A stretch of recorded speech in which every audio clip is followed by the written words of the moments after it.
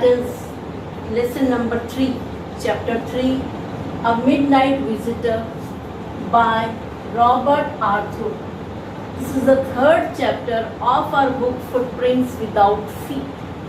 Students, this chapter is a story of a secret agent.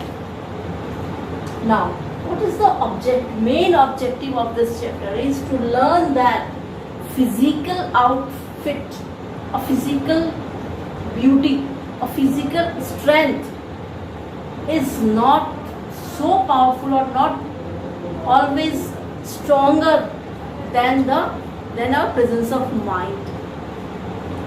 No matter you are very much powerful, with physique, but if you have no presence of mind, what is the use of this? So in this chapter, we'll see that how a secret agent who was not as looking as you have seen in your movies, but he had a very good presence of mind. With his presence of mind, he not only saved himself but also saved some secret documents from another spy from going to in a wrong hands. So friends, see, first we'll see the characters of the story. Ausable, who was the secret agent. Second, the reporter Fowler, and another secret agent who came to take that documents from Ausable was Max. So these three are the characters of the story. Now friends, I'll ask you, what do you learn from this chapter? So first I'll tell you the story. Friends, Ausable was not looking as a secret agent because of his physique. He was stunt, fatty, having a big tummy. Fowler, who was a reporter, who went to meet Ausable to get some thrill, but as soon as he found Ausable, he became somewhat disappointed. Why? Because he thought that how can I get a thrill from such a secret agent? He's not looking as a secret agent. Then what is the use of coming here? So he was just talking with Ausable. Moreover, Ausable was living in a very gloomy room, in a very, we can say, a very low status hotel.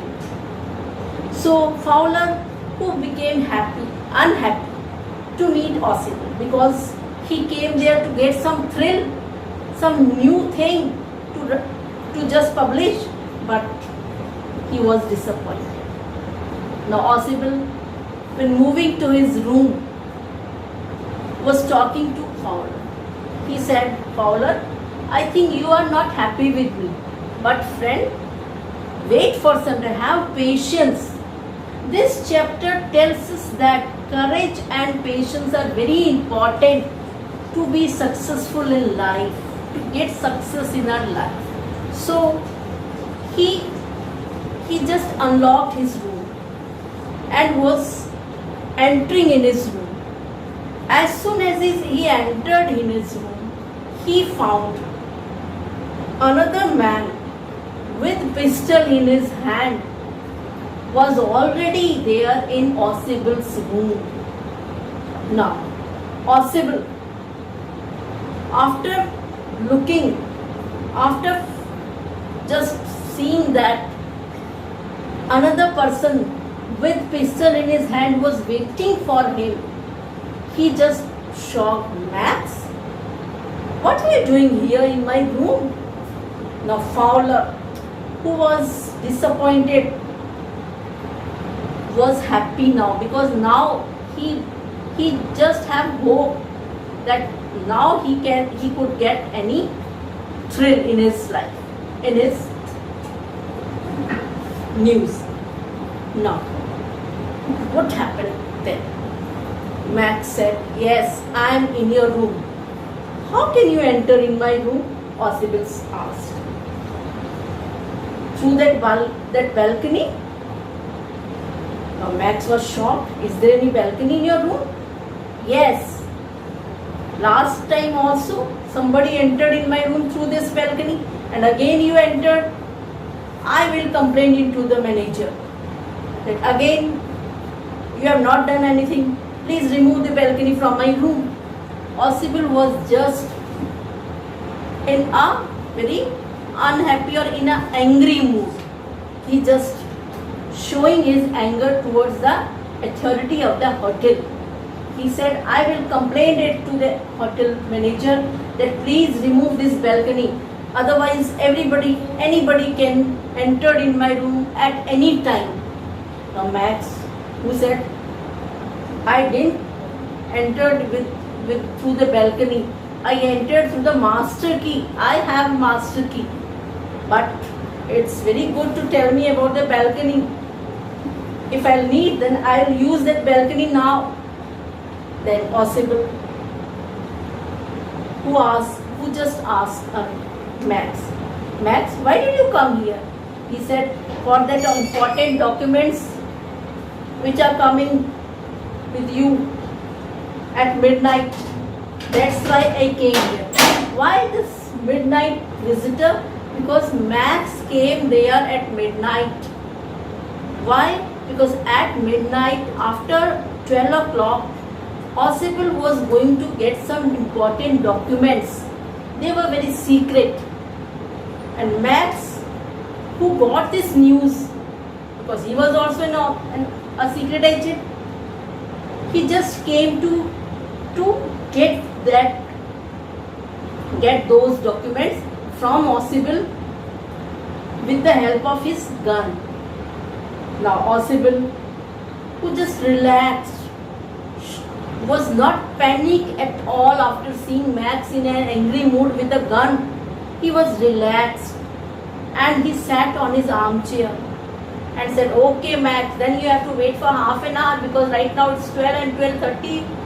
My documents will be there. He said, okay, I will wait. Just after some time, there was a knock at the door.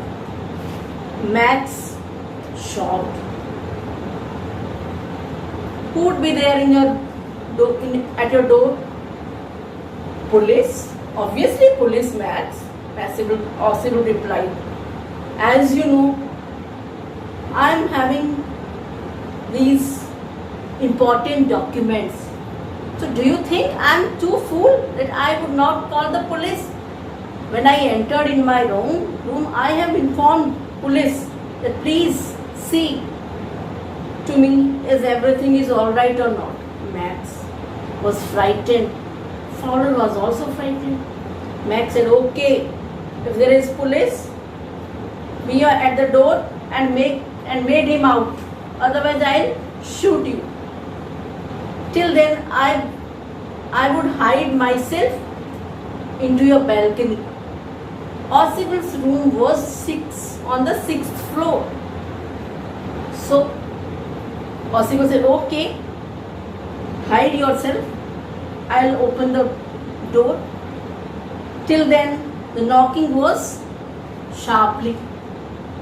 Then Ossible said, if I'll not open the door, maybe the police would break the door. So let me open the door. Max, who was thinking that it is better to hide himself in the balcony, he just put his one leg, and it was night, very dark, nothing was visible outside.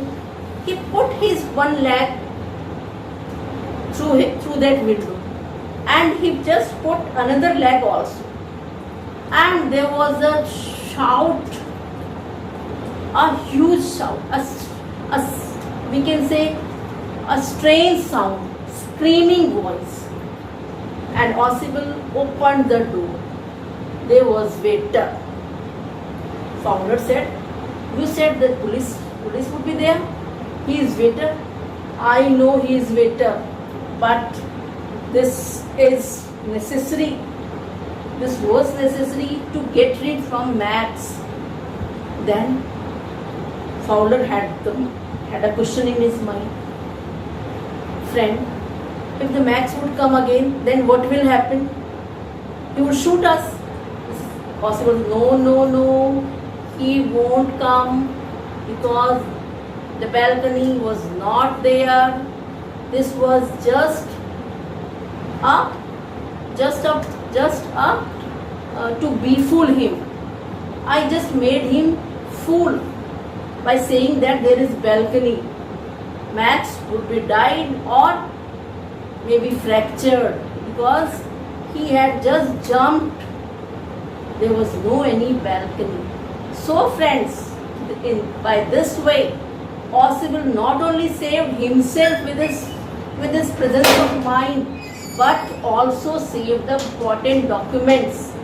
So we should not see the outer physique as a powerful thing, but the real power is in a presence of mind. Thanks.